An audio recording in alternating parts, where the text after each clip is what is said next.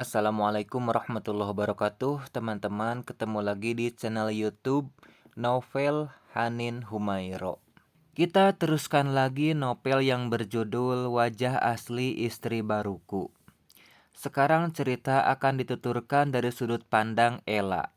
Wanita baik-baik tidak akan merebut suami orang, apalagi sampai menghancurkan sebuah rumah tangga.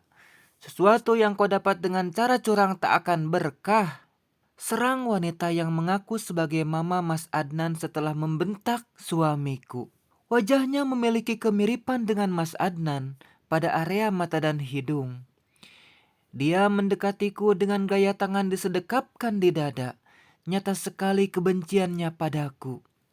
Mendengar cercaan itu, emosiku naik. Rasanya ingin menjambak dan menamparnya berkali-kali. Namun aku harus bisa mengendalikan diri saat ini. Di hadapan mereka, wajib jadi pemeran tokoh teraniaya. Kalau perlu meratap dan menghibah. Mas Adnan juga kulihat sangat emosi. Pegangan tangannya menguat di jari ini. Pastilah bagaimanapun juga aku adalah istri tercintanya kali ini. Menghinaku sama dengan menghinanya. Dan juga sepertinya sedih sebab pilihannya tak didukung. Ma, kumohon jangan bicara begitu, Ma. Bagaimanapun, Ella sekarang adalah istriku, menantu Mama. Mata Mama Mas Adnan terbelalak sempurna mendengar keterangan itu.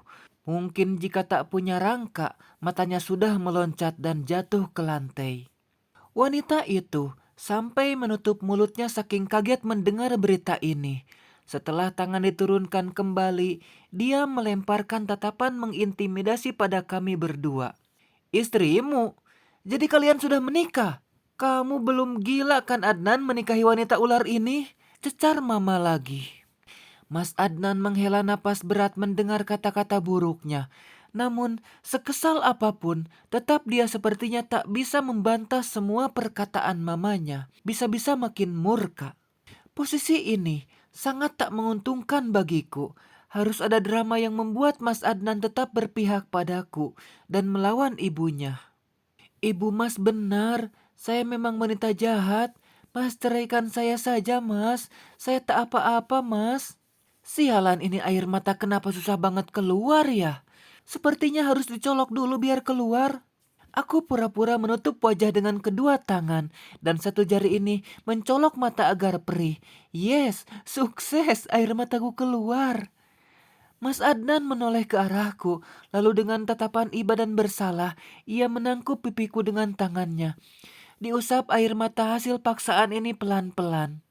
Aku tidak akan menceraikanmu sayang, tenanglah, Mama hanya emosi sebentar, nanti juga akan menerima kamu. Hibur Mas Adnan, keberuntungan masih di pihakku sekarang. Cih, sampai kapanpun, Mama takkan menerima pelakor itu. Dengar Adnan, hidup kalian tak akan berkah. Sebab kebahagiaan kalian dibangun oleh derita Rida dan anak-anak tak berdosa. Memangnya aku peduli pada penerimaanmu? Ayolah wanita tua bodoh, selama Mas Adnan masih tergila-gila, selama itu pula aku akan tetap menjadi ratunya. Tapi sih wanita ini kayaknya berbahaya juga. Aku harus mencari cara menyingkirkannya.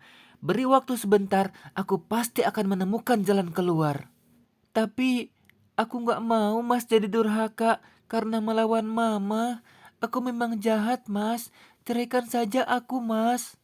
Sepertinya kalau aku main drama pasti dapat banyak penghargaan. Betapa sempurna aktingku ini. Luar biasa memang otak encerku. Mas Adnan memelukku di depan mamanya.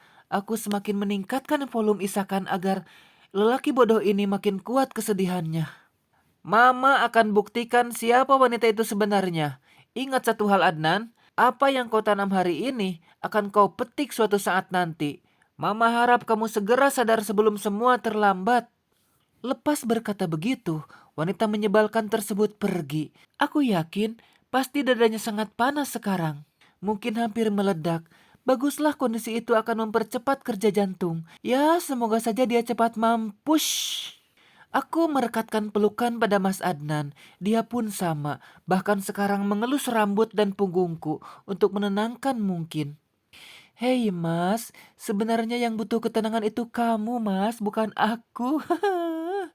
Selama ibumu mencampuri urusan ini, selama itu pula kau akan tersiksa. Dan ketersiksaanmu adalah momen indah untukku.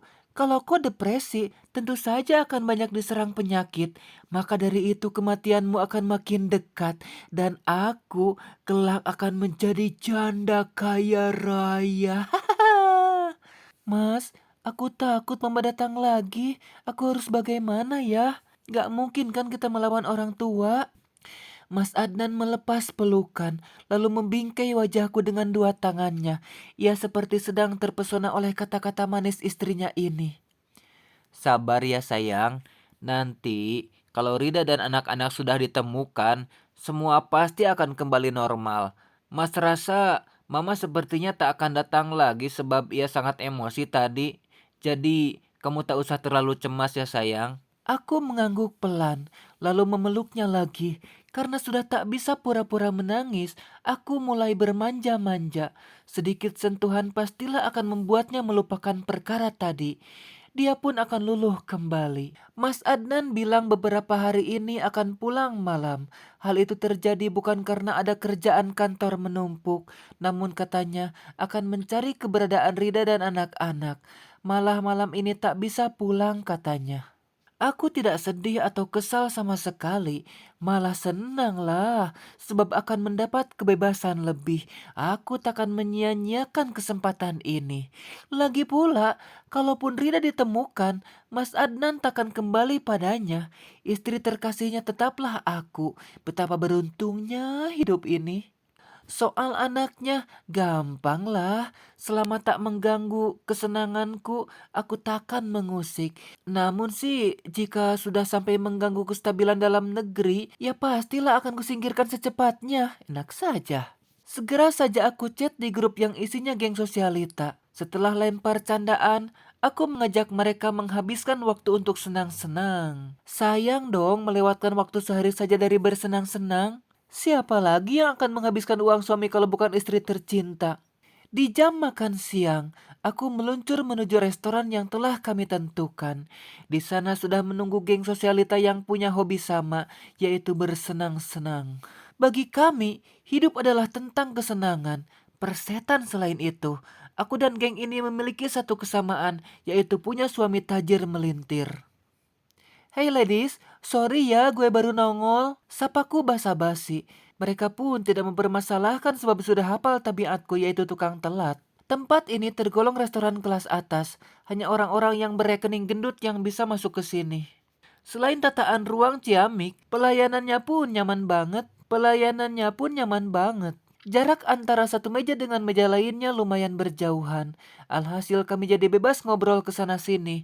Mau tertawa sepuasnya pun tak masalah. Di restoran ini, kami memesan makanan terbaik. Harganya tentu hanya bisa digapai oleh kaum borju. Rakyat jelata, ya tak mungkinlah bisa menikmatinya. Inilah kehidupan di mana uang adalah penentu segalanya. Mau senang harus siap bayar harga. Kalau tak bisa, mendingan gigit jari saja. Kata temanku, ini akibat ajaran kapitalis liberalis yang dipakai manusia saat ini. Dan aku termasuk orang yang tak mau gigit jari. Dengan bermodal kecantikan, kujerat lelaki berdompet tebal. Sejak gadis hingga kini dunia sudah kujalani. Entah berapa lelaki yang jadi korban. Dan pastinya banyak rumah tangga berantakan gara-gara aku. Menyenangkan bukan? Selepas makan di restoran, kami pergi ke pusat perbelanjaan. Biasalah cari fashion terbaru, harganya jangan ditanya, gila-gilaan pokoknya. Butik Madam Rain adalah pilihan yang disepakati. Kata Renata, fashion di tempat ini recommended banget. Kami memang harus membuktikannya. Kami disambut oleh pelayan butik dengan senyum terkembang. Mereka memberi informasi yang berguna pada pengunjung tempat ini. Kami pun mengikuti keterangan mereka hingga bisa langsung mendapat pakaian yang diinginkan. Aku mengambil gaun berwarna red wine. Yang paling menarik dari pakaian ini adalah belahan dada dan betis yang cukup lebar. Ini cocok dipakai saat menemani Mas Adnan di acara pesta perusahaan. Tentu saja aku akan tampil luar biasa. Syukur-syukur ada atasan yang terpesona. Anggap saja cadangan kalau sewaktu-waktu aku didepak Mas Adnan. Setelah puas belanja, kami melanjutkan agenda.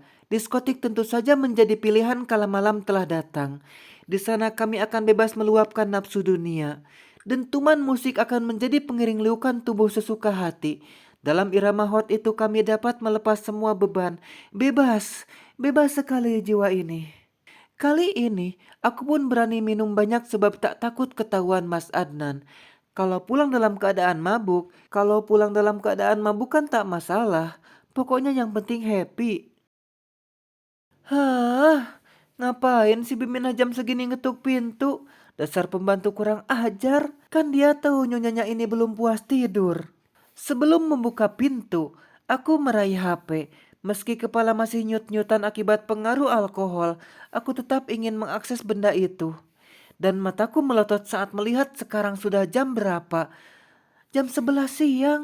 Untung Mas Adnan tak ada. Bisa habis aku kalau ketahuan. Ada tamu nyonya.